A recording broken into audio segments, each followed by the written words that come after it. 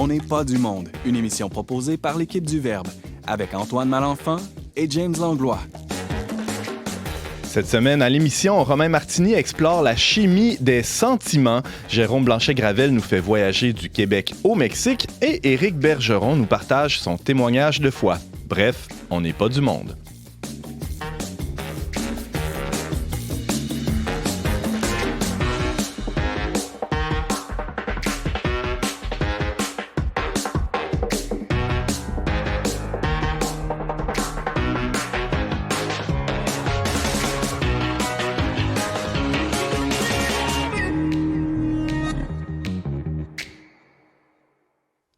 Bonjour à tous, bienvenue à votre magazine Foi et Culture. Ici Antoine Malenfant en compagnie de l'insoluble James Langlois. Bonjour James. Bonjour Antoine, une chance que je suis insoluble. Hein? Je pourrais pas me baigner cet été avec la chaleur qu'il fait.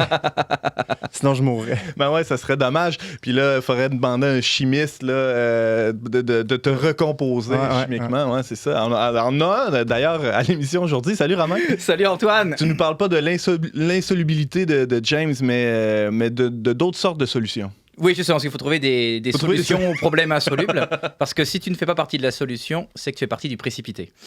Ah, là, tu viens de nous perdre. C'est une joke de chimie. Là. Ah ouais, OK. Mais là, tu sais. Ça va être grand public quand même aujourd'hui. Oui, c'est pas correct, je te rassure. On ne sera pas dans le tableau périodique trop. Non. De quoi tu nous parles? Alors, je vais vous parler de la chimie qui se cache derrière nos émotions. Parce qu'on peut... je suis prêt on commence maintenant? Non, on s'en garde un peu pour tantôt. J'ai trop hâte. Ah oui, je sais, je comprends. On parle de chimie, mais ça pourrait être de la biologie aussi. Ouais, ça va être un mélange, en fait. Je devrais plutôt dire biochimie, en fait. C'est un mélange de chimie et de biologie. T'as la frontière des deux mondes. Puis James, même si on connaît son flegme, même s'il n'y a pas d'émotion, il peut écouter quand même. Je vais essayer. Excuse-moi. Non, t'en as des émotions quand même. Salut Jérôme. Bonjour à tous, merci de l'invitation. On est vraiment content de t'avoir avec nous. Jérôme Blanchet-Gravel, tu viens de sortir non pas un, mais 2 livres. Tu chômes pas, toi? Ben oui, Un Québécois à Mexico, publié au mois de décembre, début décembre, publié aux éditions de l'Harmattan. Et plus récemment, le collectif que j'ai co-dirigé avec Claude Simard, le professeur Claude Simard, qui s'intitule « Crise sanitaire et régime sanitariste », publié aux éditions Libère. Mm-hmm. Et donc, aujourd'hui, je vais vous parler de notre rapport à la mort et au risque au Québec en lien avec la gestion de la pandémie. Alors, c'est 2 livres qui, a priori, n'ont pas l'air d'être sur le même sujet. En fait, ils ne le sont pas, mais il y a des thèmes qui se recoupent. Exactement. Donc, c'est toute cette critique, finalement, des sociétés hyper aseptisées, désenchantées, les effets du vide spirituel dans les sociétés occidentales, donc qui nous amènent à avoir un rapport à la vie complètement différent de celui de nos aînés, finalement, là, de nos ancêtres. Là. Ouais. Donc, c'est ça, une espèce de plaidoyer pour la vie, finalement, dans un monde hanté par une certaine mort sociale. Alors, ça sera en deuxième partie d'émission. Merci d'être avec nous, Jérôme. Un grand plaisir. Éric Bergeron, salut. Salut. Il y a peut-être des auditeurs qui ont lu ton témoignage déjà, soit sur le site web du Verbe ou peut-être même dans nos pages. Tu es avec nous pour parler de ton parcours de foi. Oui, un peu. C'est pour témoigner de la présence du Seigneur dans la vie d'un entrepreneur de haute technologie. Ça se peut, ça? Oui. Il y en a plus qu'on pense. Et aussi au travers la présence de la providence au travers des nombreuses épreuves que la vie peut nous réserver. Alors, ça sera la cerise sur le gâteau à la toute fin de l'émission. Merci d'être avec nous, Éric.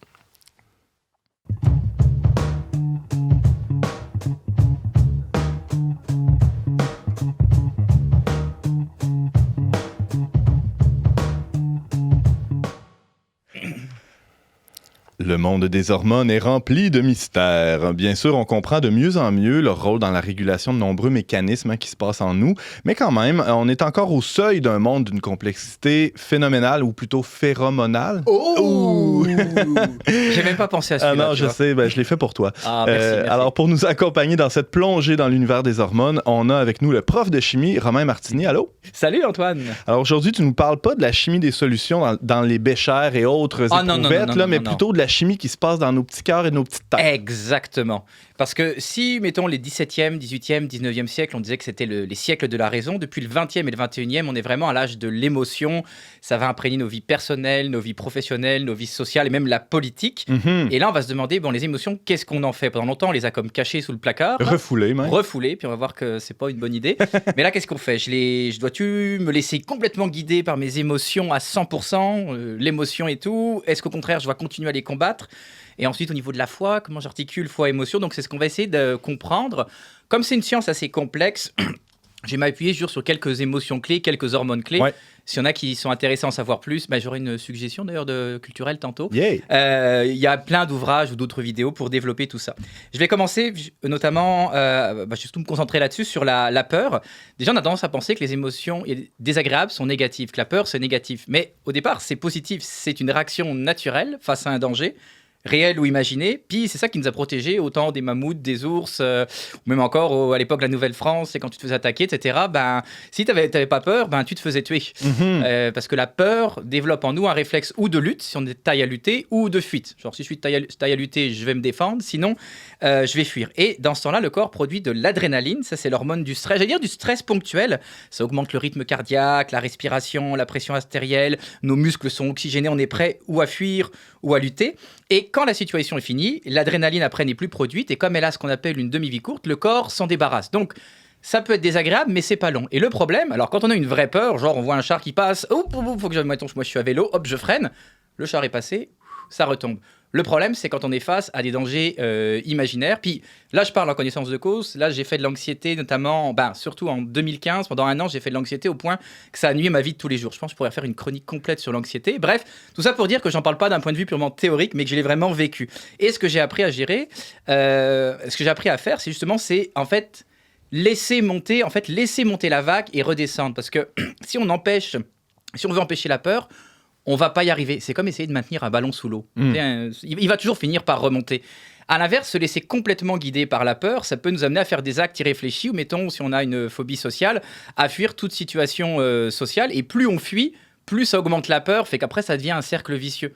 Fait que pour transformer ça en cercle vertueux, faut pas combattre l'émotion, ni même se laisser complètement entraîner, mais il faut, comme je dirais plus, un peu comme au surf, faut surfer sur la vague, en fait. Accepter que l'émotion va être désagréable. En gros, le pire que la peur puisse nous faire, c'est nous rendre très mal à l'aise. C'est pas agréable, c'est pas le fun, mais ça monte et ça redescend. Alors, c'est un apprentissage. Moi, tu le lis au début, tu dis intellectuellement, ouais, ça a du sens. Pour l'appliquer, ça prend du temps, mais ça se développe, ça se travaille. J'ai des psychologues qui m'ont aidé là-dessus aussi, un livre que je vais citer tantôt. Et en faisant ça, on accepte que la peur est présente, on n'essaie pas de l'éliminer et on est capable de vivre avec. Et paradoxalement, plus on est capable de vivre avec, moins elle revient après. Paradoxalement, c'est comme un effet secondaire. Mais là, il n'y a pas que l'adrénaline, il n'y a pas que cette hormone de la peur là, liée à la peur, il y a des trucs plus plaisants aussi. Oui, alors j'ai commencé par la peur pour commencer par le plus désagréable. Oui, je te rassure. Au niveau du plaisir, on a comme deux hormones associées. En fait, une plus au plaisir, une à la joie. Le plaisir, c'est comme la dopamine. Ça, c'est le plaisir instantané. Genre, tu as pris quelque chose de sucré, ça sécrète de la dopamine, c'est l'hormone de la récompense. Alors on peut se dire, ouais, c'est cool. Le problème, c'est que si on veut toujours être sur ce high, en bon français, de dopamine, ça peut entraîner des addictions de sucre, d'alcool, de drogue ou d'autres choses pas très catholiques.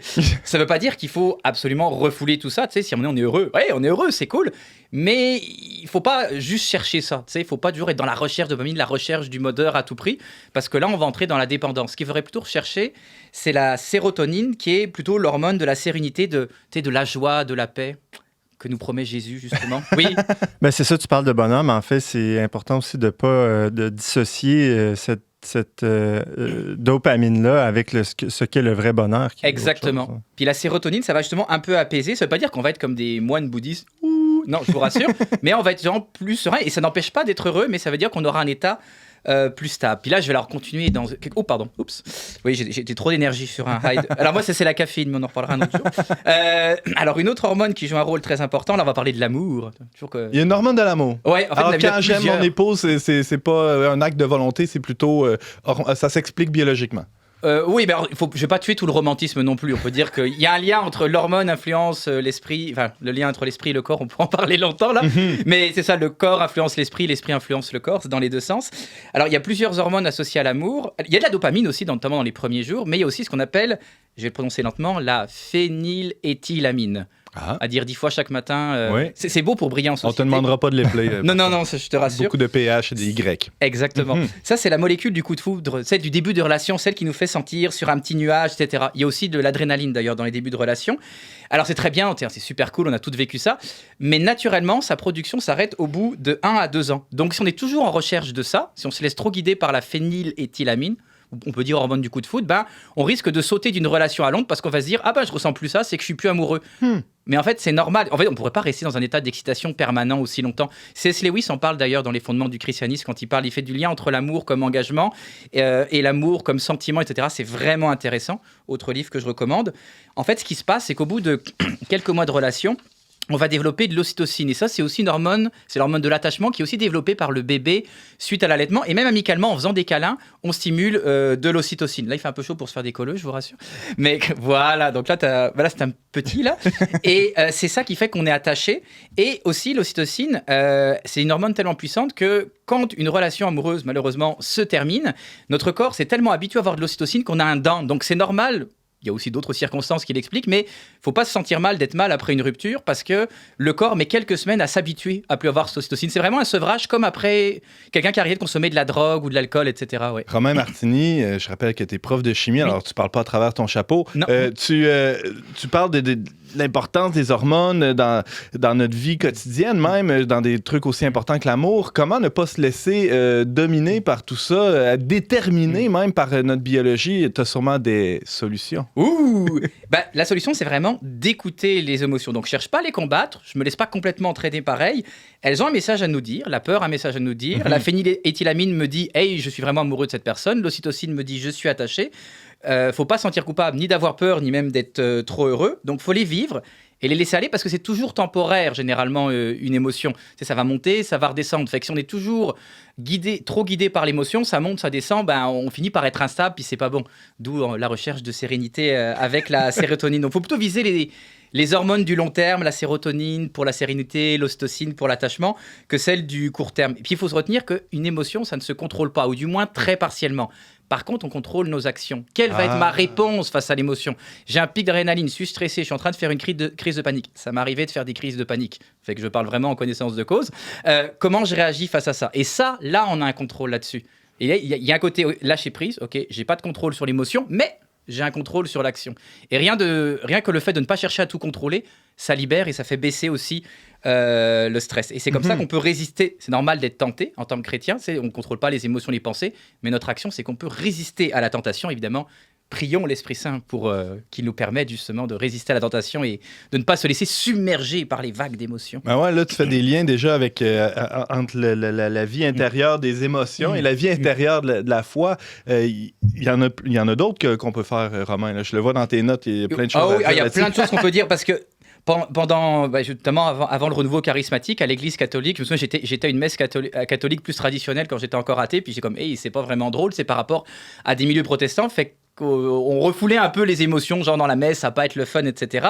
Donc maintenant, c'est en train de changer, mais il faut pas tomber dans l'excès inverse. Les émotions peuvent alimenter notre foi, elles sont moyens de l'exprimer, genre j'ai envie de louer le Seigneur, je suis heureux, mais la foi doit pas être basée sur les émotions, parce que sinon on pourrait penser, quand ça va pas bien, quand on ressent rien, que Dieu est éloigné ou indifférent, que j'ai pas la foi, moins la foi que mon ami, et on risque de perdre confiance en Dieu, voire d'abandonner la foi, alors qu'il y a de nombreux saints qui ont décrit la fameuse nuit de l'esprit où on prie, on fait plein de choses pour le Seigneur et on ne ressent rien. On n'a pas de frisson à chaque fois qu'on fait notre Père. Là. Exactement. Et d'ailleurs, les prêtres, à ma paroisse à Thomas d'Aquin, qui est animée par le renouveau charismatique, sont très vigilants là-dessus et disent bien aux paroissiens, c'est pas parce que vous ressentez rien quand on demande une effusion de l'Esprit Saint que le Seigneur n'agit pas, parce que sinon on pourrait vite abandonner la foi. Ils disent, le Seigneur agit toujours et il veut qu'on lui fasse confiance, pas parce qu'on ressent quelque chose, qu'on ait une guérison, un miracle, mais parce qu'il est Seigneur, il veut qu'on l'aime pour ce qu'il est. Et puis, il faut se rappeler que le plus gros don qu'il nous a fait, c'est qu'il nous a donné son Fils unique, qui s'est sacrifié pour nous, pour qu'on ait la vie éternelle. Entre guillemets, après, tout le reste, c'est du bonus. Sinon, on est un peu comme la génération impie qui recherche des miracles et qui base sa foi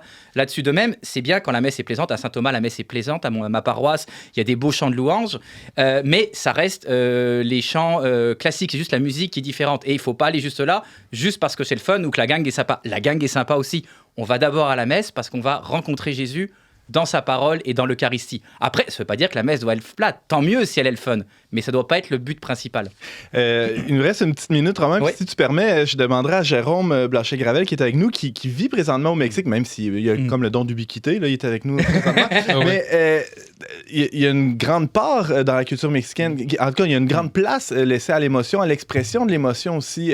Tout à fait. Comment tu réagis à la chronique de Romain?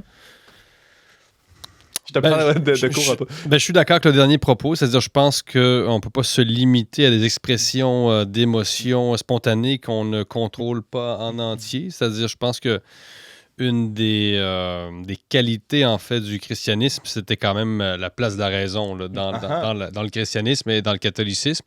Pour parler du Mexique, c'est vrai que les messes ont un volet, quand on s'y présente, on a parfois l'impression que ce sont des messes presque protestantes, là, évangéliques. Enfin, au Mexique, c'est les guitares, en fait, au lieu des orgues. Parce qu'ils n'ont pas nécessairement le budget, je pense, pour avoir des orgues.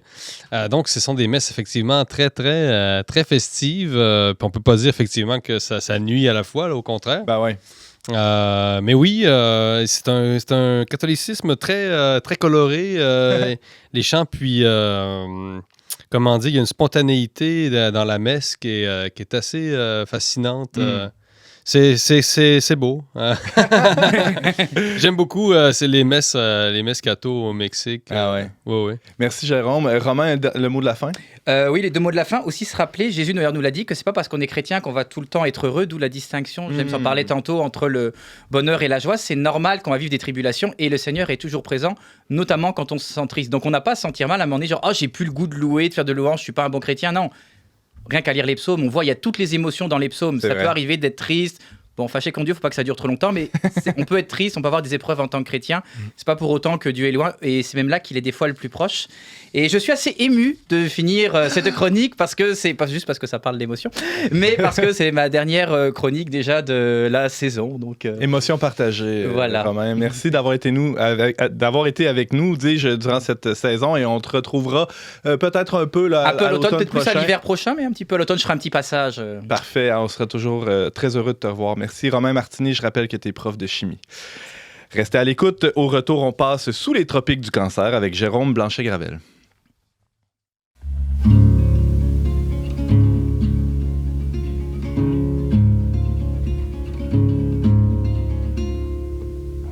Les alarmes de feu qui sonnent toute la nuit.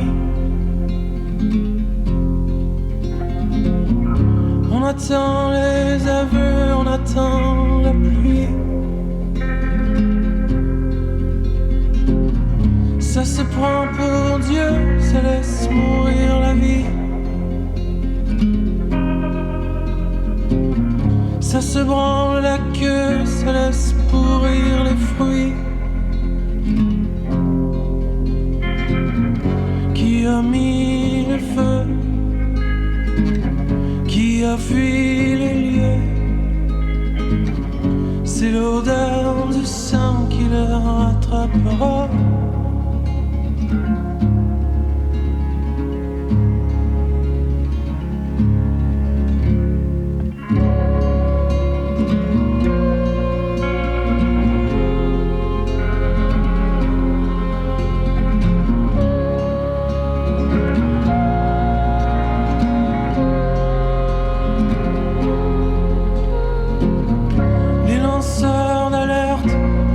Par la foudre, la triste ligne ouverte qu'on essaie de coudre, les brûlures contrôlées du haut de la tour. Après la pause commerciale, on retrouvera l'amour. Qui a mis le feu? Qui a fui les lieux? C'est l'odeur du sang qui le rattrapera. Qui a mis le feu? Qui a fui les lieux? Crier dans le peu qu'il nous reste à vivre.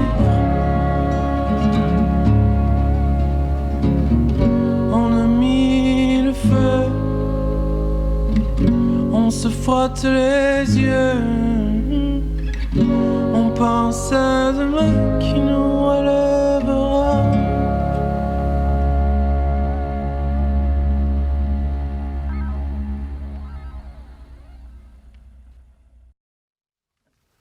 Vous êtes avec Antoine Malenfant à la barre d'On n'est pas du monde. On vient d'entendre Qui a mis le feu de Matt Vezio.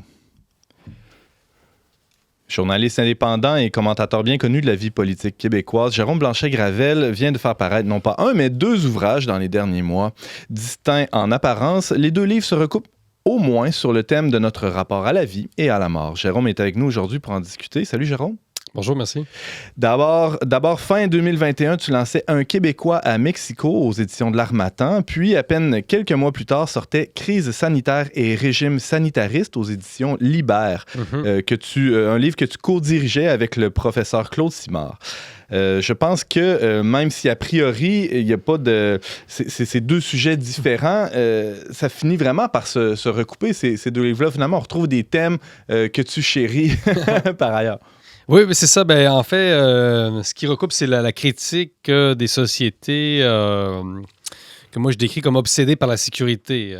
Donc, les sociétés occidentales, en évacuant en fait la religion, se sont retrouvées à adopter ce que moi j'appelle le fantasme de l'homme-dieu. C'est-à-dire que je ne pense pas être le premier à avoir dit, à avoir parlé de fantasme de l'homme-dieu, mais donc cette société, c'est drôle parce que vous parliez tantôt de cette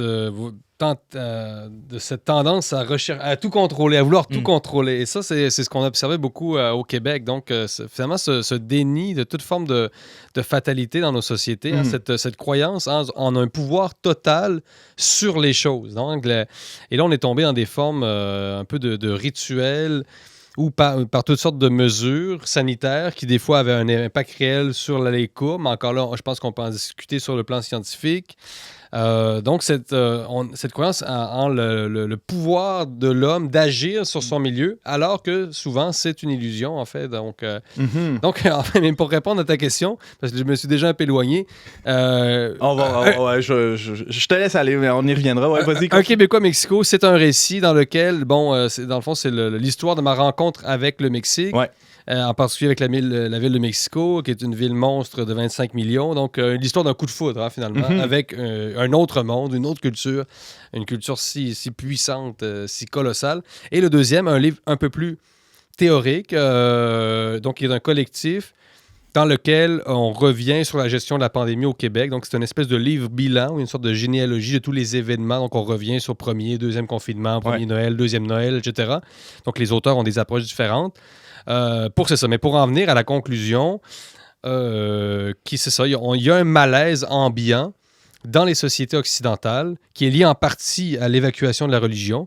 Et ce malaise-là, ça nous conduit d'abord à être très anxieux. C'est-à-dire qu'il y a une dimension sociale aussi à l'anxiété. C'est pas seulement lié aux émotions. Je pense qu'on vit dans des sociétés qui alimentent l'anxiété des gens en leur faisant croire, justement, j'y reviens... Qu'on peut l'avoir, le contrôle. Qu'on a un contrôle absolu par la science, par des mesures, par des règles. Donc, on est en train de compenser, finalement, l'absence de spiritualité par cette espèce de volonté de contrôle total. Et ça s'est vraiment manifesté de manière très, très forte au Québec. Donc, je fais des gestes pour agir sur mon environnement, pour me rassurer, etc. Donc, c'est une espèce de spirale qui, finalement, nous rend plus malades qu'autre chose. C'est-à-dire que je pense que la gestion de la pandémie au Québec nous a rendus plus malades collectivement que le virus lui-même, non, comme société. Individuellement, il y a toutes sortes de gestes qui étaient nécessaires, entre autres pour les personnes plus vulnérables. Tout à fait. Ça tombe sous le sens. Là. Il y avait des vrais risques. On n'est pas dans la fabulation. Là. La maladie existait pour vrai, existe tout encore. À fait. Ben oui. Mais là où tu touches un point intéressant, et c'est très intimement lié au Mexique, c'est que le rapport à la mort est fondamentalement différent ici au Québec que dans d'autres cultures. Parlons-en, arrêtons-nous un peu, si tu veux, Jérôme Blanchet-Gravel, sur la mort, parce que c'est un point presque inévitable là, dans la culture mexicaine, ce rapport à la mort. Oui, la mort, elle est plus acceptée, elle est plus ritualisée. Donc, ce qui est particulier au Mexique, c'est que la mort, elle est omniprésente, non seulement dans l'univers religieux, qui est à la fois catholique, mais aussi précolombien. Mais la mort est présente de par l'actualité, c'est-à-dire que c'est un pays extrêmement violent. Donc, la mort, évidemment, elle fait la une des journaux chaque jour. Bien avant la pandémie. Oui, bien avant la pandémie. C'est ça. Donc, c'est quand même intéressant de voir, c'est ça, la force de la culture mexicaine, son acceptation de cette réalité-là. Puis en parallèle, ben c'est ça, quand on vient du Québec, on est frappé parce qu'au Québec, on est dans le déni absolu et j'ai fait paraître un texte au Verbe justement au début de la pandémie qui s'appelait « La mort, cet éléphant dans la pièce ». Et là, c'était sur le Québec pour dire... c'est quand même incroyable qu'en 2 ans de pandémie, on ne se soit jamais vraiment posé la question, du moins dans les médias, pourquoi on fait tout ça? C'est-à-dire pourquoi on prend autant de mesures? C'était forcément pour se protéger de la mort. Là.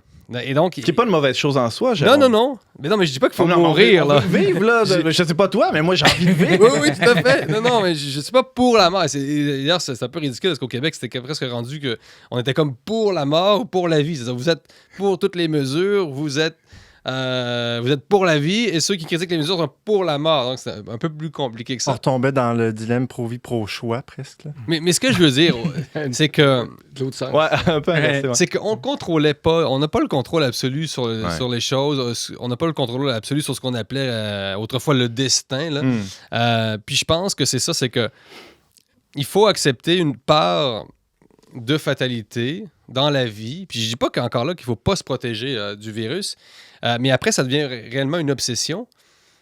Puis ça cause d'autres problèmes. Puis moi, ça m'a toujours fait un peu sourire. J'ai vécu de manière tout à fait normale au Mexique durant la pandémie. Donc, c'était vraiment un endroit où les mesures sanitaires étaient relativement respectées. Là. J'avais pas nécessairement... J'attrapais pas nécessairement le virus. Et là, j'apprenais qu'au Québec, j'avais des amis qui, eux, étaient très, très, très stricts, mais qui avaient attrapé le virus parce que, un réparateur de sécheuse était rentré chez eux. Là. Donc, ce que je veux dire... Un méchant, t'as oublié de dire, un méchant réparateur de sécheuse. donc, ce que je veux dire, c'est que on était quand même un peu dans le mythe de la protection totale. James? Romain parlait plutôt cette semaine des émotions, que la peur, c'est sain d'en avoir, puis devant le danger, c'est sain d'avoir peur, mais en même temps, l'inverse, ça serait de devenir ultra anxieux par quelque chose qui n'est pas mesuré, finalement, là, devant un danger qui... Ouais, c'est comme tout, trop, c'est comme pas assez. Quand le gouvernement, au début de l'année 2022, a commencé à vouloir imposer le pass sanitaire, ils l'ont fait, finalement, la SAQ et tout, là, tu voyais que c'était pas une décision basée sur la science, parce que le risque de contamination à la SAQ était très négligeable. Je dis, alors si on ne peut pas revenir en arrière, pas mettre cette mesure et voir combien il y aura une mort supplémentaire, heureusement qu'on ne peut pas faire ça là. Donc c'est juste des estimations à l'aide d'épidémiologistes, etc. Mais en science, c'est toujours dans le monde médical, c'est toujours bénéfice-risque. Et là, le bénéfice est extrêmement minime et ça a été tannant mentalement pour pas mal de monde. Alors ça, c'est sûr, c'est pas des gens qui décèdent, mais ces petits irritants qui rendent la vie plus difficile, à la longue, ça, et surtout après, on se rend compte que ça pèse là. Et c'est là, ça soulève un autre point, ce que tu dis là. J'aimerais t'entendre, Jérôme, là-dessus. J'avais lu ça au début de la pandémie. Il y a le philosophe Olivier Rey qui disait chaque mort est un échec de l'État. Parlons-en du rapport à l'État aussi. On a parlé du rapport à la mort au Québec versus au Mexique. Le rapport à l'État ici, on l'a perçu très bien dans les médias, un peu partout, même dans les discussions, que chaque décès, évidemment, est une tragédie. Oui, tout à fait. On ne peut pas nier ça, mais était au-delà de la tragédie, était perçu comme une faillite de l'État, du système de santé, de notre sentiment collectif d'avoir failli à protéger telle personne. Comment tu as vécu ça, toi, la comparaison, disons, entre les deux univers? Mais c'est ça, au Québec, on est vraiment tombé dans ce que j'ai appelé le réglementairement correct. Là. C'est-à-dire que vraiment une obsession des règles. Et à travers ça, c'est cette... on veut que l'État nous offre des certitudes qu'il ne peut pas nous offrir. On peut pas... Donc, on est en train de nous rendre plus malades avec ces illusions. On est dans l'ordre de l'illusion sur le contrôle absolu sur notre vie. C'est-à-dire, quand vous naissez, vous n'avez pas le contrôle absolu sur votre vie. Il y a une part de votre vie qui n'est pas entre vos mains. On pourrait dire qu'elle est entre les mains de Dieu. C'est-à-dire que...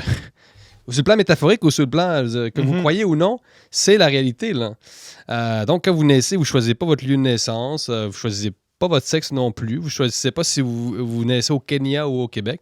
Donc, tu sais, on a créé une sorte de monde à la carte où on veut tout choisir, mon sexe, ma religion, plus de filiation, puis on ne se pose plus la question pourquoi on veut vivre. C'est-à-dire qu'on ne peut pas réduire notre existence à la réalité biologique. C'est-à-dire que oui, OK, on se protège d'un virus, Mais si on n'a plus le sens de la famille, si on n'a plus de tradition, on n'a plus de rite comme société, moi, je n'ai pas intéressé à vivre une vie où seulement le but de ma vie est de survivre biologiquement.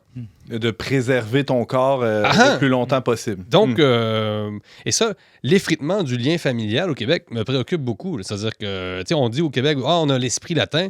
C'est une légende qui a assez mal vieilli. Là. Quand vous êtes au Mexique, il y a 40 personnes à Noël, malgré une pandémie. Bon, est-ce que c'est intelligent? Peut-être pas. Peut-être qu'on ne devrait pas tous manger des tacos puis se mélanger ça. Puis peut-être que la lime, ça, puis bon, c'est peut-être mais la lime, pas brillant. Ça désinfecte quand même l'acide. Ah ouais. Le chimiste pourrait...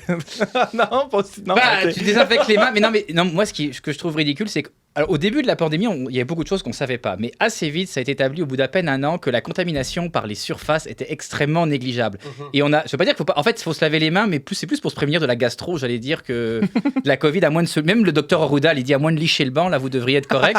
Fait que tout ce qu'on... Des fois, c'était un peu des mesures qu'on gardait en place pour donner un faux sentiment de sécurité. Mais le masque, un faux sentiment de sécurité. Le masque était beaucoup plus efficace que... Je ne veux pas dire qu'il ne fallait pas se laver les mains. En fait, je dis, il faudrait garder le gel hydroalcoolique à l'épicerie à cause de la gastro et tout, mais la contamination par surface, c'était vraiment négligeable. Fait que des fois, il y avait des mesures pas très utiles qui étaient gardées. Et quand tu as trop de mesures, vaut mieux moins de mesures et savoir les faire appliquer que de mettre trop de mesures et pas être capable de les appliquer. Comme le dernier couvre-feu, le gouvernement l'a enlevé parce qu'il voyait bien que, ça ne servait à rien, et deux, il était de moins en moins suivi. Fait que ça, c'était... Là, il y a les élections bientôt. Est-ce que les gens s'en souvenir? On va voir. Jérôme? Pardon. L'autre paradoxe que j'ai observé du Mexique et dont je parle dans mon livre Un Québécois à Mexico, puis un peu dans le collectif, régime sanitaire et crise sanitaire et régime sanitariste, c'est-à-dire que, bon, là, on veut préserver la vie, mais jamais le Québec avait été aussi mort sur le plan social et le plan familial. Donc, la vie, mais elle est où, la vie? Donc, on est dans une société de plus en plus intolérante, en fait, à la vie. Là, on nous parle de densification des villes. Oui, mais qu'est-ce qu'on a fait pour densifier? On ne peut pas parler de densification sans parler de socialisation. Tu sais, le Québec, c'est devenu un peu cette société où votre fille pique une course dans le corridor de Bois-Franc, puis le voisin d'en bas porte plainte à la police. J'exagère pas mal. Mais est-ce qu'on aime le monde? Est-ce que vous voulez vivre dans une ville vraiment dense où il y a des gens dans la rue, où il y a du bruit, il y a des enfants qui crient? Est-ce qu'on est prêt à assumer ça là, jusqu'au bout? Ouais. Parce que c'est ça la vie, là. Tu sais, là, bon, le silence comme projet de société, pour moi, c'est pas un projet de société. Donc, moi, j'aime la vie, mais mon livre, c'est pour la vie, pour la vie sociale. C'est dérangeant, ça, Jérôme? Là. C'est dérangeant? Non, mais t'as comme... Oui. non, mais ça dérange... Non, mais moi, je pense toujours, là, quand j'étais jeune, là, j'avais pris l'avion adolescent, puis on m'avait dit, pour votre confort et votre sécurité, on vous demanderait de boucler votre ceinture. Je me demandais en quoi le confort avait rapport avec boucler. Mais j'ai découvert en vieillissant que c'était les deux mantras ou les deux grands dogmes auxquels tout était arrimé, le confort, la sécurité. Ce que tu dis là, c'est dérangeant. Un enfant qui court au 2e étage, on n'a pas envie de ça. Alors, c'est un peu une boutade là, pour dire si on accepte la vie, on accepte tous les désagréments qui viennent avec, incluant la maladie.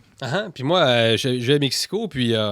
c'est rendu que je préfère presque le bruit au silence, mais là, bon, ça, c'est des questions personnelles, mais des goûts personnels, c'est-à-dire, mais j'aime la vie qui grouille, j'aime le monde. Tu sais, puis au Québec, je trouve qu'on a perdu ça. On peut-tu aimer le mouvement ou bien il faut toujours... on est en train de transformer nos villes en grands chalets, puis on nous parle de densification.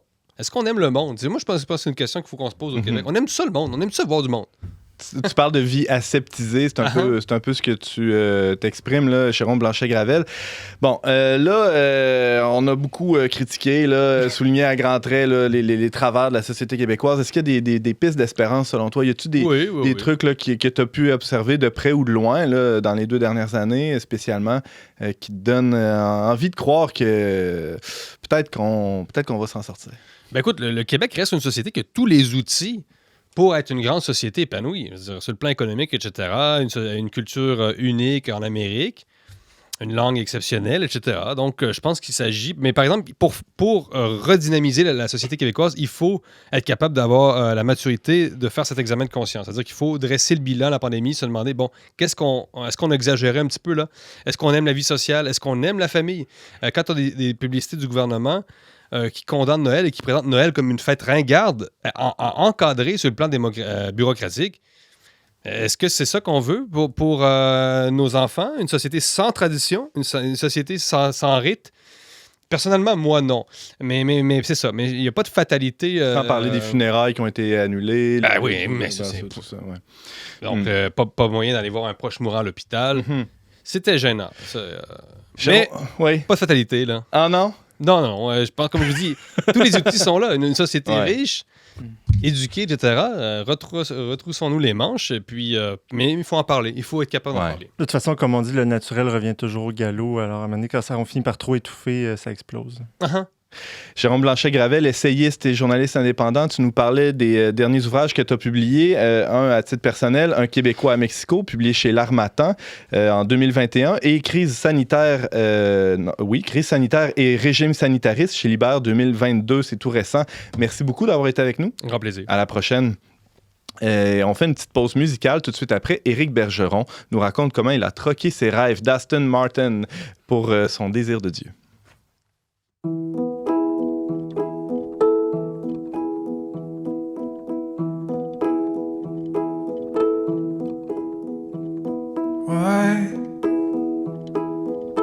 Why can't the seers see a way out?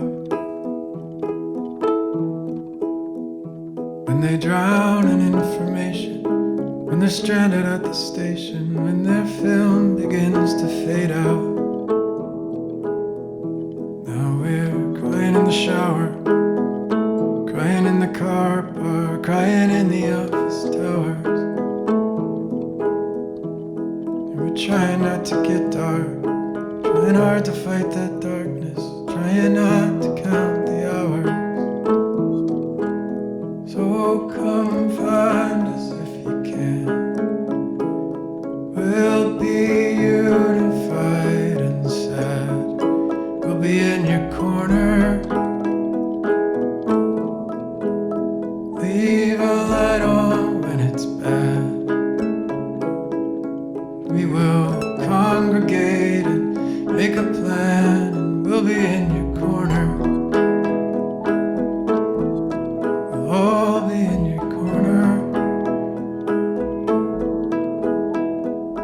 Why?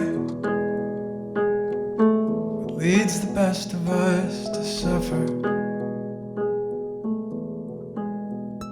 Do they know their pain and write it down to help the rest of us recover? Now we're crying in the shower, crying in the car park, crying in the office towers. Yeah, we're trying not to get dark, trying hard to fight that darkness, trying not to count the hours. So come find us if you can. We'll be unified and sad. We'll be in your corner. Leave a light on when it's bad. We will congregate and make a plan. We'll be in your corner. We'll all be in your corner. Leave a light on if you can, till it's crystal clear and you understand. We'll all be in your corner.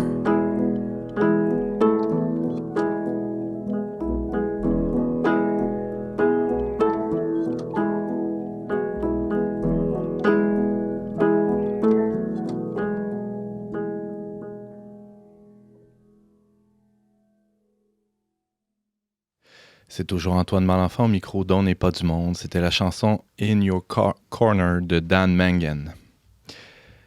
Dans l'imaginaire collectif, l'entrepreneur techno à la tête d'une start-up à capital de risque est souvent présenté comme un demi-dieu. Ouais, c'est vrai, hein, ça te fait rire. Il roule dans une grosse voiture, il mange dans les meilleures adresses de la ville, il attire tout le monde à lui.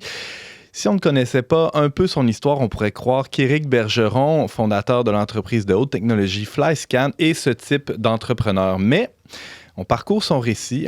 Quand on parcourt son récit, on voit bien que ça n'a rien du conte de fées version high-tech. Éric est avec nous pour partager son parcours de vie. Salut Éric. Salut, merci pour l'invitation. Ouais, es-tu d'accord avec la présentation que je viens de faire? Oui, puis c'est un peu un cliché, mais c'est vrai que plusieurs entrepreneurs sont comme ça. Puis moi-même, j'ai été comme ça au début de ma carrière. J'étais, certains l'ont dit, un peu arrogant ou un peu flasheux. Puis, mais quand la vie te garoche des tonnes de briques sous la tête, ça épure le superficiel. Donc, on se débarrasse des couches d'affaires inutiles, puis la vérité ressort. Ah ouais.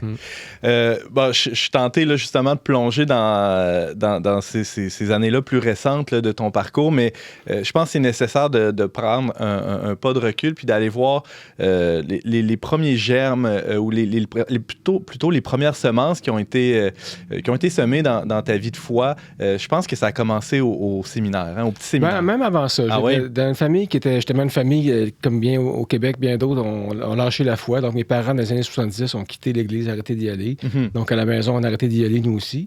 Mais moi, j'avais déjà la première communion, on parlait de l'hormone, l'hormone tantôt du début d'une relation. On a comme des papillons dans l'estomac. Moi, je me rappelle que la journée de ma première communion, j'avais ce feeling-là. J'étais sur un nuage, là, puis j'étais comme en amour. Là, c'était vraiment physiquement fort. Là. Fait que c'était toujours en moi. Ça a tombé dormant à l'adolescence. Puis, après ça, ma vie était comme à la dérive. Ma vie était plate. C'était juste exister. Là. J'avais pas de bons amis, j'avais pas de défis, j'étais pas bon à l'école. Puis, alors que j'ai toujours été bon avant ça au primaire. Là, t'avais frappé ton Waterloo. Ouais, mon mur, j'avais pris d'aplomb. Puis, ma vie était très fat. Puis, quand j'ai changé d'école, j'étais là au petit séminaire de Québec. Là, à un moment donné, il y a un animateur de pastoral, l'abbé Bélanger, qui avait dit mettez Jésus-Christ dans votre vie, puis votre vie vous allez réussir votre vie. Puis là, ça a tombé en moi là, comme une graine. Là, puis j'ai levé la main, j'ai dit hey, peux-tu revenir dans ma vie, s'il vous plaît? Puis c'était, comme on dit en anglais, the rest is history. Il est jamais ressorti après ça. Ah ouais. Mais pourtant, ça a pas fait de ta vie un long fleuve tranquille d'avoir Jésus dans ta vie, Éric. Non, en fait, non. Ça m'a plus permis de pas mourir noyé.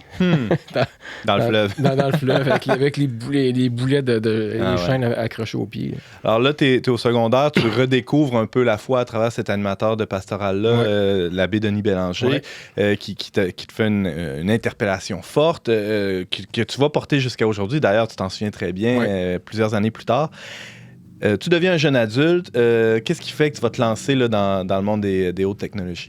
Ben, j'avais toujours rêvé d'être en affaires. J'avais toujours rêvé d'être le patron, d'être mon propre patron. Ah ouais. Donc, comme je disais tout le temps, j'ai pas de problème avec l'autorité tant que c'est moi l'autorité. Il y a du monde de même. Ouais. Puis, donc, j'aime l'autonomie, j'aime décider de façon collégiale avec mes investisseurs et tout, mais j'aime ça décider, puis prendre des décisions. Donc, après avoir travaillé dans des grandes entreprises, après ça, des moyennes entreprises, après ça, un start-up américain, j'ai découvert de plus en plus, j'allais dans un milieu libre, dans un milieu rapide, c'est là que j'étais heureux. Donc, après après un certain temps, j'ai dit, OK, là, je suis rendu là, c'est le temps. Je démarre ma première entreprise. Donc, j'ai démarré ma première entreprise à fin 2003. Puis, encore une fois, j'étais un peu naïf et arrogant. Puis je pensais déjà, dans 5 ans, je vais la vendre, mode multimillionnaire, m'acheter mon Aston Martin. Puis là, je vais en repartir un autre après. Parce que là, comment ça marche quand on monte une entreprise en haute technologie? On va cogner à des portes, puis on dit j'ai besoin de 10 millions pour ça, 12 millions pour ça. Puis là, on se monte un portefeuille, finalement. Ben, c'est ce qu'on fait. Je l'ai fait 2 fois. C'est pas facile. Là. C'est justement, le mythe, c'est que l'entrepreneur, il prend un plan d'affaires, puis les millions tombent dessus.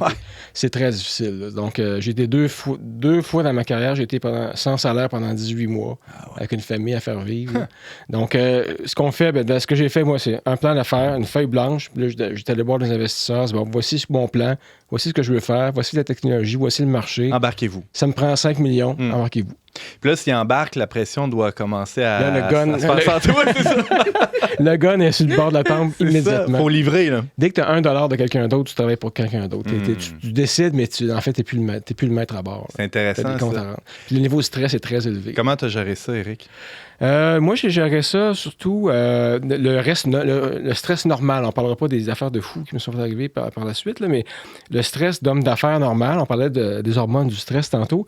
J'ai lu beaucoup là-dessus, puis c'est ce que j'appelle mon programme mon programme Faith and Fitness. Donc, la foi et le cardio. C'est ce qui m'a permis de rester sain d'esprit et sain de corps aussi. C'est la méditation, la prière fréquente et l'exercice. Tous les jours que je peux, je fais du cardio.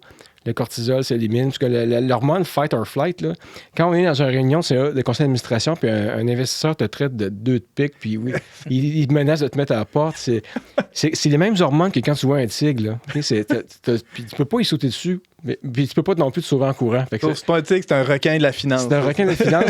Tu peux pas l'attaquer, tu peux pas te sauver en courant non plus. Donc, mais ces hormones-là restent en toi. Là. Puis quand tu brûles pas ça, ça dégénère en maladie cardiaque, en cancer. C'est terrible. Puis on parle des psaumes tantôt. Là. Il y a bien des réunions de conseil d'administration que je lisais, le psaume 23, là, quand je traverse les vallées de la mort. Tu es à mes côtés. Ton bâton me guide et me protège, là, me rassure. Ça, souvent, il m'est apparu dans la tête, ce psaume-là.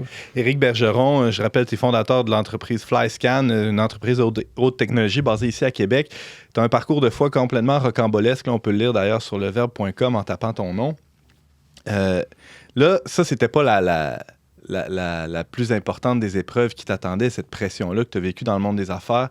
Il y a eu des épreuves personnelles aussi qui ont été assez marquantes dans ton parcours de foi. Oui, j'ai eu plusieurs épreuves qui me sont tombées dessus. On parlait du stress, mais je me suis ramassé 2 fois à l'urgence pour des problèmes cardiaques. J'ai eu une infarctus rénale. J'ai eu des problèmes de santé comme ça, causés par le stress sûrement. Ensuite, en 2010, mon ex-épouse s'est suicidée. Donc, je partais ce soir-là à Istanbul, justement, en voyage d'affaires. Puis là, le vendredi soir, mes enfants me revoient arriver avec ma valise à la maison. Isabelle était là. Elle dit « Oh, il revient de l'aéroport avec sa valise. Il y a quelque chose qui s'est passé. » Puis la police m'avait appelé pour m'annoncer que mon ex était suicidé. Donc, la mère de tes enfants. C'est ça, la mère de mes enfants s'était suicidée.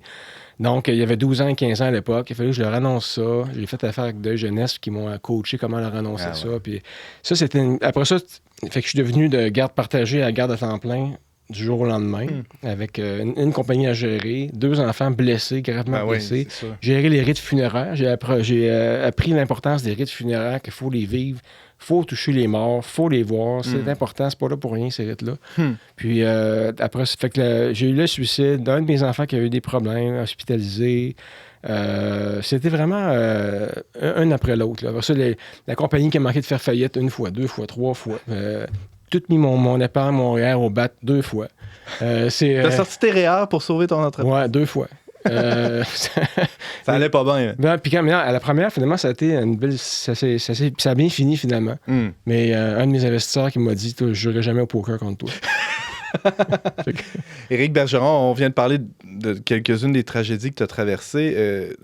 T'es pas tenté de perdre la foi dans des moments comme ça? Dis, voyons, Seigneur, tu m'as oublié. Non, comment jamais. ça tu me fais vivre tout ça? Là? Non, j'ai toujours été... La prière d'abandon de Charles de Foucault m'a souvent aidé aussi. Qu'est-ce que c'est? Où on dit à Dieu, gars, fais de moi ce que tu veux. J'accepte tout. J'accepte tout, en autant que ça soit ta volonté. Puis quand tu dis ça, puis je suis pas le seul, j'ai vécu d'autres témoignages de gens qui ont, incluant des soldats au combat qui ont récité cette prière-là. Ça a un grand pouvoir. C'est plutôt... toutes les fois que j'ai été vraiment dans le trouble, là, j'ai demandé de l'aide, il y en a toujours eu. Puis le Saint-Esprit est là pour t'aider, donner un petit oomph quand tu en as besoin, puis il est là. Il faut juste lever la main. Une belle page de ton récit, Éric Bergeron. Tu l'as évoqué rapidement tantôt, le nom d'Isabelle. Oui. Comment cette femme-là est arrivée dans ta vie? Qu'est-ce qui s'est passé? Dieu a un bon sens de l'humour parce que quand je m'étais séparé de ma première épouse, là, je venais juste de financer ma première compagnie. Fait que j'étais vraiment le gars là, qui est dans son auto sport. On décrivait tantôt. Oui, qui va dans un beau restaurant. Puis j'étais sur papier millionnaire. Puis tu sais, c'était let's go, on fait le party.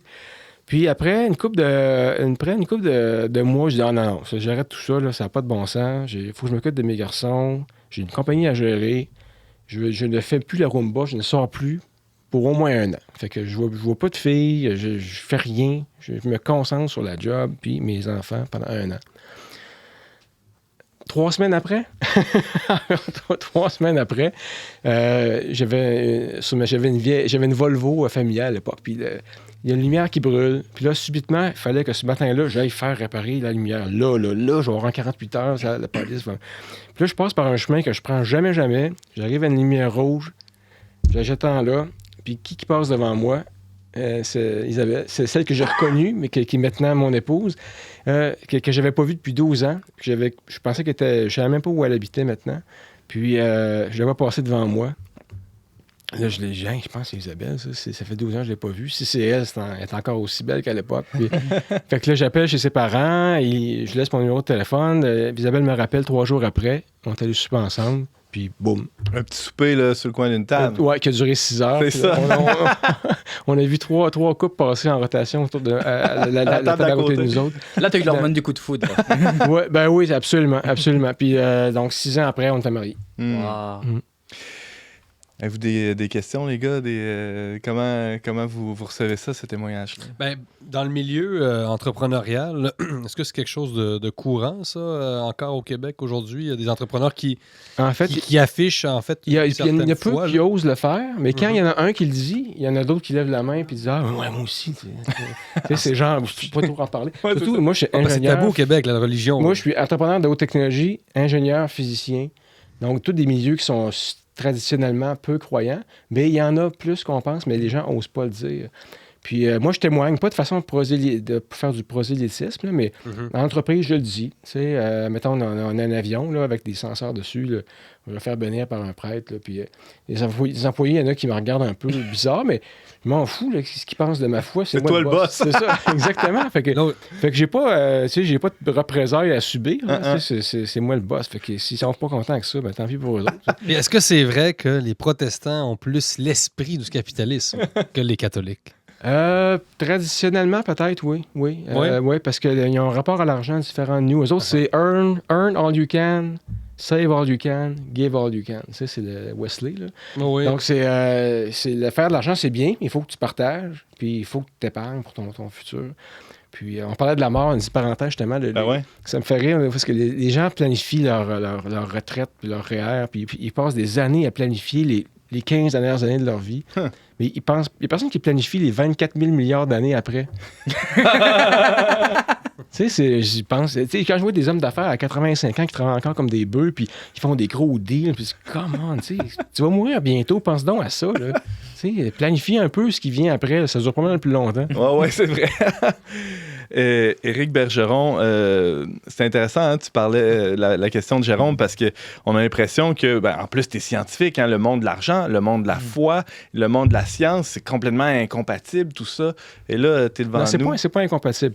Le monde l'argent, c'est un outil. Comme Jésus l'a dit, on ne faut pas que ce soit notre maître. Ça devient une idolâtrie. Ce qui a déjà été le cas dans ton cas, je pense, ou non? Pas complètement? Pas une idolâtrie, mais tu sais, je voulais faire du cash, c'était cool. Là. Ça prenait de la place. Là. Ouais, mais là, maintenant, ça prend de moins en moins de place. Puis c'est plus un outil, gars. Faut que j'en ai besoin, il faut manger. Puis il faut se chauffer, mais c'est un outil. Ça fait que ce n'est pas une forme d'idolâtrie. Là. Mettons que j'ai 10 millions ou 200 millions, je m'en fous. Là, puis la science et la foi, c'est compatible, ça? Pour moi, non.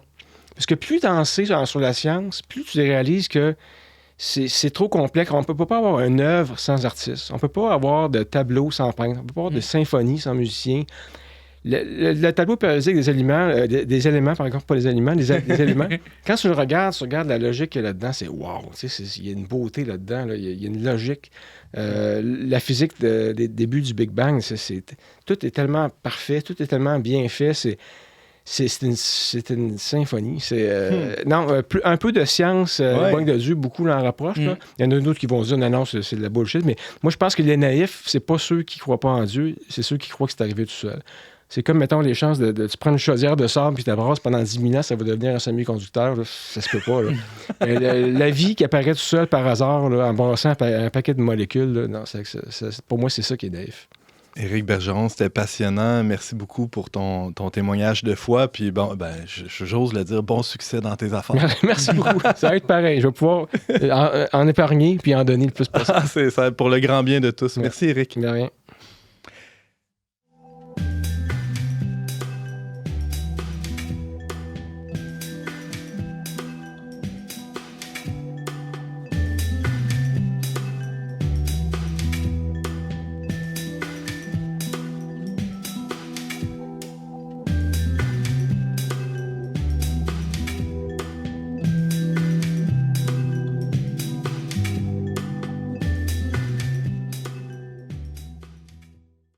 C'est déjà tout pour cet épisode d'On n'est pas du monde, mais avant de laisser aller nos invités, selon la coutume, je leur passe le crachoir pour quelques recommandations culturelles. Oui, Romain?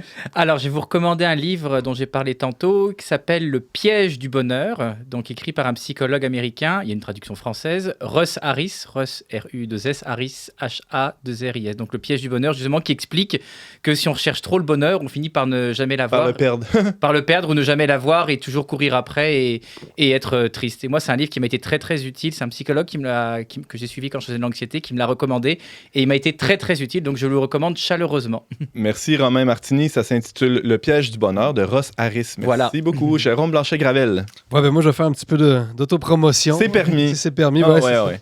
Donc, je suggère aux auditeurs le livre Crise sanitaire et régime sanitariste. On est 10 auteurs à nous être penchés sur la gestion de la crise sanitaire au Québec.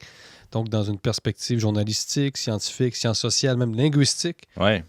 Donc, pour ceux que ça intéresse, je pense que c'est un livre assez audacieux dans le contexte actuel Évidemment.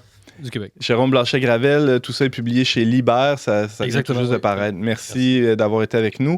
Et Éric Bergeron, une petite suggestion aussi. Ben, j'ai pas le titre exact, que je n'étais pas préparé. Nous, on l'a, vas-y. Mais ça s'appelle Dieu, la science... L'épreuve. L'épreuve, c'est Dieu, ça, la science, l'épreuve, ouais. Ouais, c'est un livre qui est paru juste avant Noël, qui parle beaucoup justement il explique les débuts du Big Bang, puis comment les premiers physiciens qui parlaient du Big Bang étaient persécutés comme des hommes de foi. On a reçu l'auteur à l'émission le 16 mai dernier, oui. donc vous pourrez aller écouter ça si OK, jamais. intéressant. Parce que c'est un bon livre. Merci beaucoup, Éric. Merci à tous d'avoir été avec nous. Et c'est tout le temps qu'on avait, mais ça passe tellement vite quand on a du fun. Quand on n'est pas du monde, exactement. Alors, on peut réécouter des émissions, les partager sur YouTube, Facebook. On peut aussi visiter leverbe.com/radio pour toutes les informations. Je remercie nos formidables chroniqueurs d'aujourd'hui. À la technique, on avait James Langlois et Marc-Antoine Baudette. Je remercie aussi la Fondation Lucien Labelle pour son soutien financier. On se retrouve la semaine prochaine, même heure, même antenne, pour une autre émission dont n'est pas du monde.